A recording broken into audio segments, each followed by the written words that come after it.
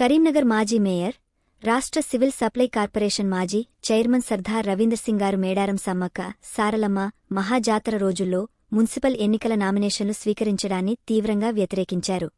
ఇది గిరిజనుల ఆత్మగౌరవంపై దాడిగా అభివర్ణిస్తూ కేంద్ర రాష్ట్ర ప్రభుత్వాల ఆదేశాల మేరకే రాష్ట్ర ఎన్నికల కమిషన్ కీలుబొమ్మలా వ్యవహరిస్తోందని ఆరోపించారు. జాతర సమయంలో లక్షలాది మంది భక్తులు పాల్గొంటారని, అటువంటి వేళ ఎన్నికల ప్రక్రియ నిర్వహించడం ప్రజాస్వామ్యానికి విఘాతం కలిగిస్తుందని పేర్కొన్నారు.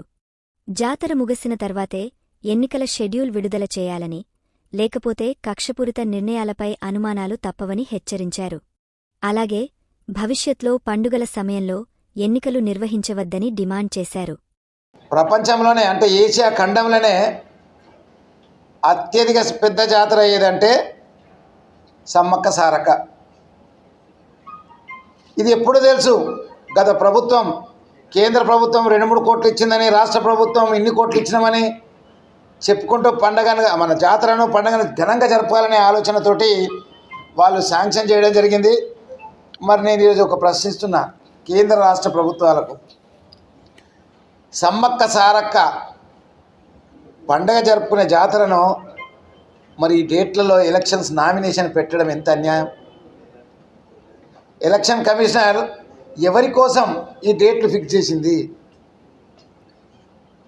కరీంనగర్ మీరు మార్కెట్లో కనుక పోతే, ఏ ఆదిలాబాద్ మార్కెట్లో కనుక పోతే, ఈ జిల్లాలో నిజామాబాద్ కనుక పోతే ఎక్కడ చూసినా బంగారం జోకుడే,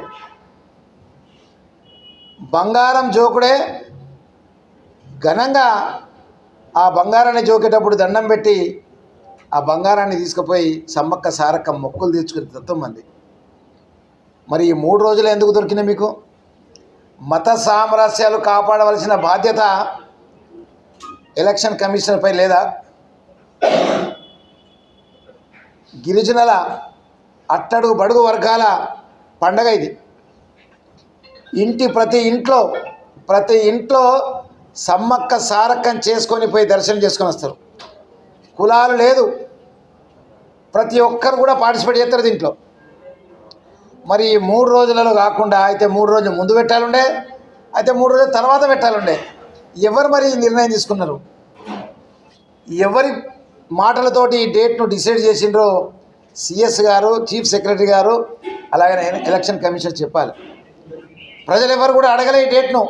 నువ్వు ఆ వారం ముందు పెట్టినా మాకేం బాధ లేకుండే, వారం తర్వాత పెట్టినా ఏం బాధ లేకుండే.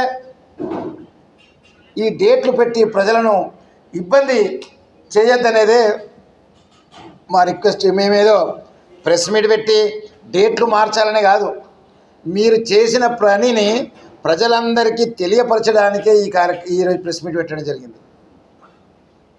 మేము ఎన్నికల వాయిదా అడగాం, డేట్లు మార్చమని అడగాం. ఎందుకంటే ఒకసారి మీరు పెట్టేసిండ్రు, కానీ మీరు పెట్టవలసింది ఎవరి అడిగి పెట్టిండ్రు మీరు? అటు చీఫ్ సెక్రటరీ గారు ఇచ్చారా డేట్లు? సెంట్రల్ ఎలక్షన్ కమిషన్ గారు ఇచ్చిండ్రా? ఈ రాష్ట్రాన్ని పాలిస్తుంది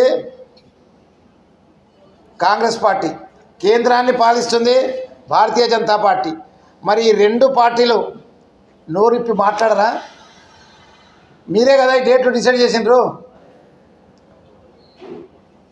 అంటే వాళ్లకు గిరిజనులు కానీ ఏషియాలోని పెద్ద పండుగ జాతర జరుగుతుంది అనే ఆలోచన రాలేదా? కాబట్టి నేను డిమాండ్ చేస్తున్నా, మీరు సమాధానం చెప్పాలి. దాదాపు ఉత్తర తెలంగాణ కానివ్వండి, కొద్దిగా దక్షిణ తెలంగాణ కానివ్వండి, చాలా గొప్పగా జరుపుకునే పండుగను ఈ డేట్లు పెట్టడం అనేది చాలా ఇబ్బందికర వాతావరణం. ప్రెస్ మిత్రుల ద్వారా నేను మళ్ళీ ఒక ప్రశ్న అడుగుతున్నా, అసలు కీలుబొమ్మగా మారుతుందా ఈ ఎలక్షన్ కమిషన్ని? ఎలక్షన్ కమిషన్ అంటే రాజ్యాంగబద్ధమైన పదవిలో ఉన్నారు మీరు. ఒక మతాన్ని ఒక రకంగా, ఇంకో మతాన్ని ఒక రకంగా కాదు, అన్ని మతాలకు అన్ని కులాలకు సమానంగా చూడవలసిన బాధ్యత ఉంది. మీకు తెలియదు ఈ ఎలక్షన్స్ 28, 29, 30 నాడు సమ్మక్క జాతర జరుగుతుందనేది? తెలియదు, ఎట్లా పెడతారు మీరు? కాబట్టి ఆలోచించండి దయచేసి.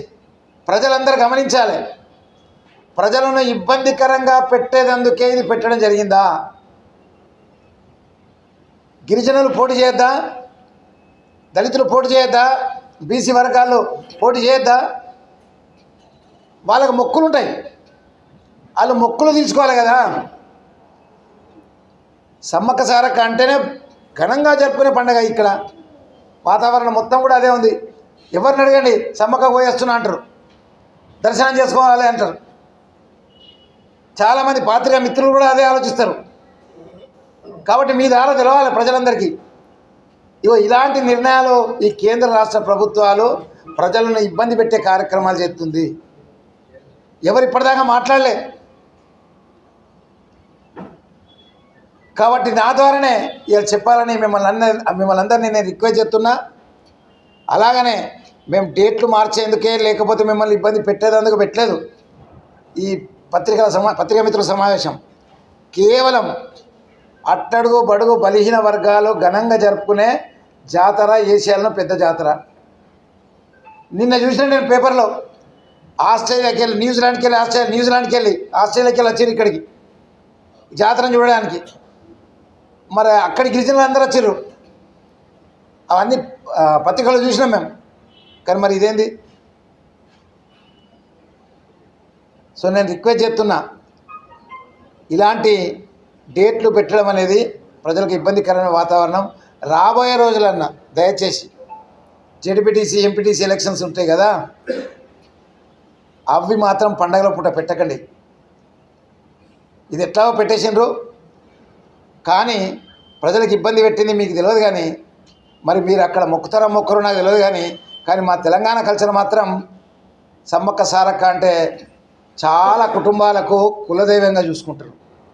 ఇండ్లలో ఫోటోలు పెట్టుకొని పూజిస్తారు, అది తెలియదా? స్వయంగా ముఖ్యమంత్రి పోయే సమ్మక్క సారక్క దగ్గర ప్రమాణం చేసి వచ్చే. సో ఇవంతా నాటకాలు, ఇబ్బంది పెట్టేందుకే. కాబట్టి దీన్ని మేము తీవ్రంగా ఖండిస్తున్నాం. Thank you very much. ఘనంగా జరుపుకునే పండుగను ఈ రకంగా ఇబ్బంది పెట్టడం అనేది కొద్దిగా బాధాకరమైన విషయం. అనా సీతక్కకు తెలుసు కదా, సీతక్క అక్కడనే ఉంది. ఆస్ట్రేలియా వాళ్ళని రిసీవ్ చేసుకుంటే, న్యూజిలాండ్ వాళ్ళని రిసీవ్ చేసుకుంటుంది. కానీ ఎన్నికల చివరికి ఏందో సమ్మక్క సారక్క మర్చిపోయింది. ప్రపంచంలో ఎన్ని దేశాలు వచ్చిందో తెలుసా గిరిజనులు అక్కడికి? 9 దేశాల గిరిజనులు ఈరోజు పార్టిసిపేట్ చేస్తున్నారు సమ్మక్క సారక్క జాతరలో.